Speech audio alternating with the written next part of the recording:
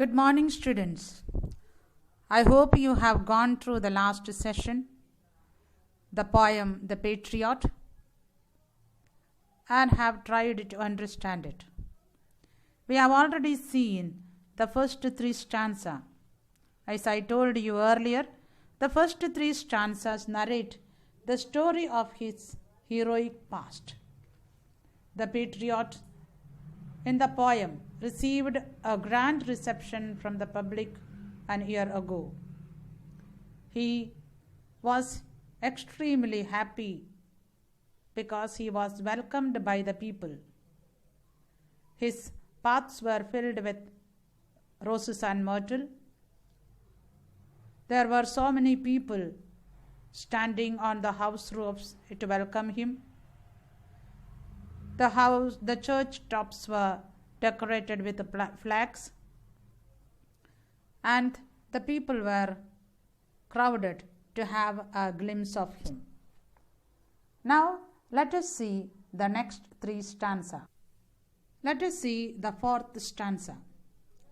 There's nobody on the housetops now, just a palsied few at the windows set, for the best of the sight is all allowed. At Shambles' gate, or better yet, by the very scaffold foot I true. Now let us see the difficult words and its meaning in this stanza. We have in the second line, palsied. A palsied few means crippled people, say people who are afflicted with paralysis. We have next line, all allow. All allow means everyone admits. Shambles' gate. Shambles' gate means the gate that is leading to the place of the execution. Better means the better view that they are interested to have. Scaffold. Scaffold means the platform where the criminals are executed, say hanged or killed in any way. Foot means near, closer. Scaffold foot means closer to the scaffold. Trow. Trow means to trust or to believe.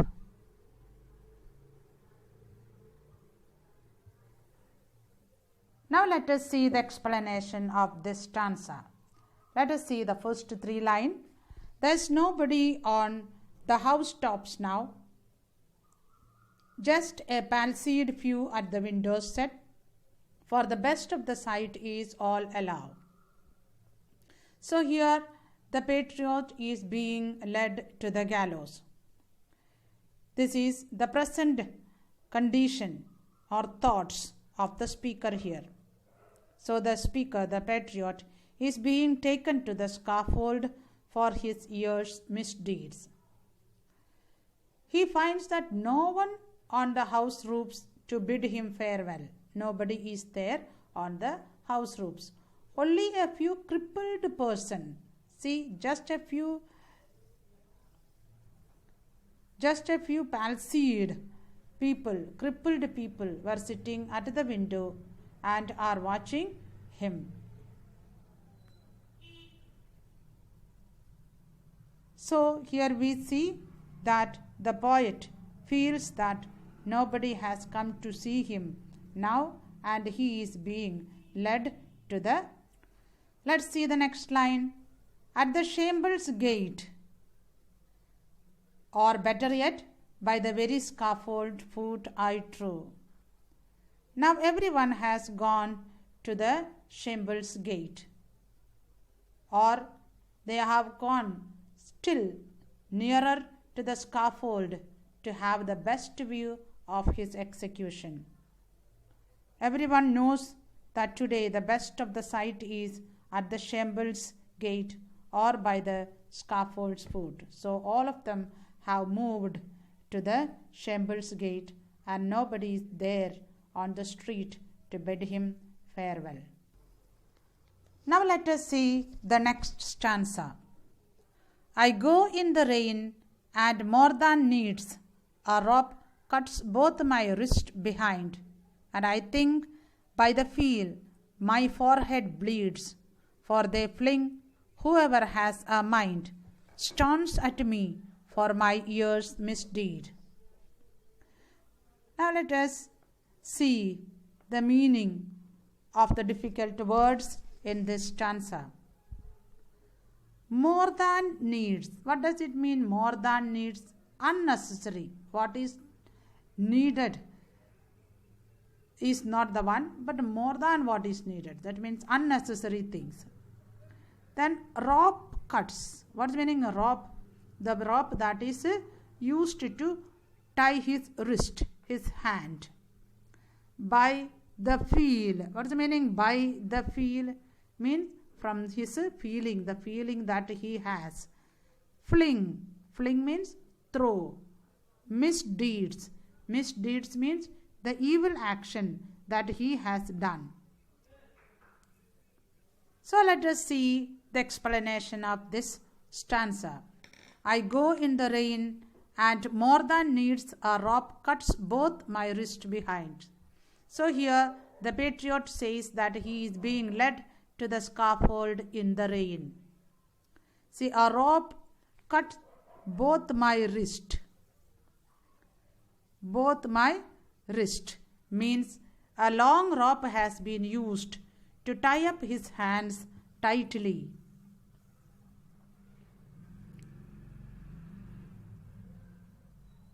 His hands are tightly tied up on the back.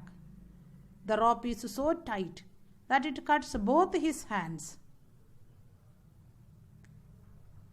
See, by the feel my forehead bleeds.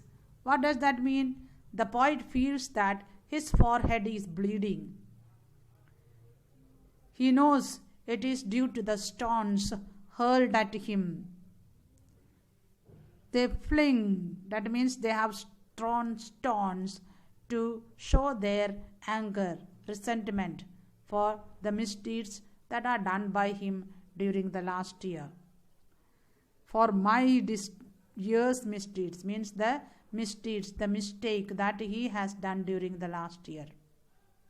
So here the patriot feels that a year ago he was welcomed grandly.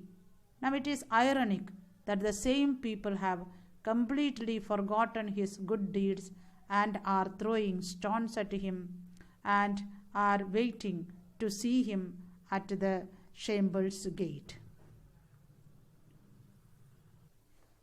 Now let us see the last stanza. Thus I entered and thus I go. In times people have drooped down dead. Paid by the world, what dost thou owe me?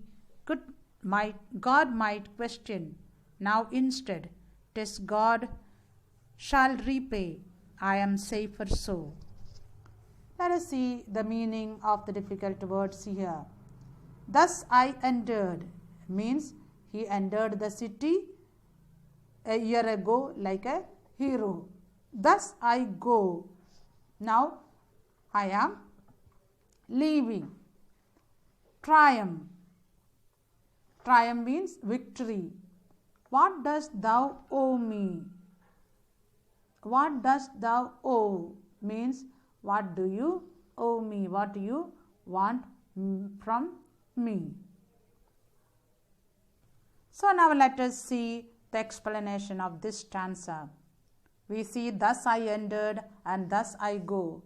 So the patriot feels that he entered the city amid great rejoicing and honor a year ago. And thus I go. Now he is leaving the city in great humiliation and insult. So the poem ends quite optimistically. See, he has entered the gate of death and now is ready to go to his life after death. The speaker has resigned himself to his fate. See, paid by the world, what dost thou owe me? God might question. He is telling the patriot feels that he believes in the victory. People droop down dead, but his imperfection will bring him closer to God. That means he feels that if he had died a year ago, just like some people collapse and die when they are in excess of joy. So he feels that if he had done so, God would not have cared for him. But now, when he had not been rewarded by the people, when people have not rewarded him at all, he is certain to be rewarded in heaven. So he says, I am safer. It is God. He says, look at this, God repays. I am so safer. What does that mean? He feels safe in the bosom of God, in the hands of God. Thus, even in the intense defeat, he finds something to console himself with. So it reflects the optimistic philosophy of the poet, the Browning's optimistic view. He feels that he will be rewarded in the other world, that is in heaven. He feels safe in the hands of God. So I hope you have understood the last 3 stanzas. Here the present stages of the poet, the patriot is explained. In present, things are changed. He is being taken to the scaffold for his execution. He finds nobody on the housetops now. He walks in the rain towards the Shamble's gate with his wrist tied behind. He finds people are throwing stones at him and his forehead bleeds. So here, finally, the speaker accepts his fate. He feels more safe in the hands of God now. I hope you have understood the last 3 stanzas. Just let us see the poem, the literary devices that are used. The poet uses many imagery. He uses visual images. When he says the paths were strewn with myrtle mixed with roses, that's visual imagery, something that is seen. When he says the flags were there on the top of the church's top, that is something visual. He also uses auditory images. When he says with bells, that means the bells were rung in order to welcome him. That is something auditory. He could hear the bells ringing. Then he uses tactic image. Do you know what is meaning tactic image? Tactile image means something that is to do with a sense of feeling, sense of touching. Say, when he says that his forehead bleeds, that means he is feeling that the blood oozing down from his forehead. So that is something tactile image, something that is a sensible feeling. Then here the poet uses kinesthetic image. Kinesthetic image means something that is to do with the motion, the movement of the body part, limbs, muscles, etc. When he says that the people have joined together on the housetop in order to have a sight seen by him. So, or leaping at the sun. When he says the leaping at the sun, that means he did something extraordinary. So, something movement of the body. So, he uses so many imageries here like this. The whole poem is divided into 6 stanzas, as we have already seen, and then the rhyme scheme that is used is very regular, A, B, A, B, A. So therefore we see the poem is linked with the theme, and it helps us to find a proper setting. So I hope now you have understood this poem in detail. I want you to go through the poem properly, read the critical appreciation, the theme, and the gist of the poem once again, and then try to do all the question answers in your workbook. There is almost 4 or 5 passages are there. You have already done 2 of them, so it will be easy for you to do the next, and try to complete writing the question answers till we come with the next lesson. Keep doing the work. Stay home, stay healthy. Thank you.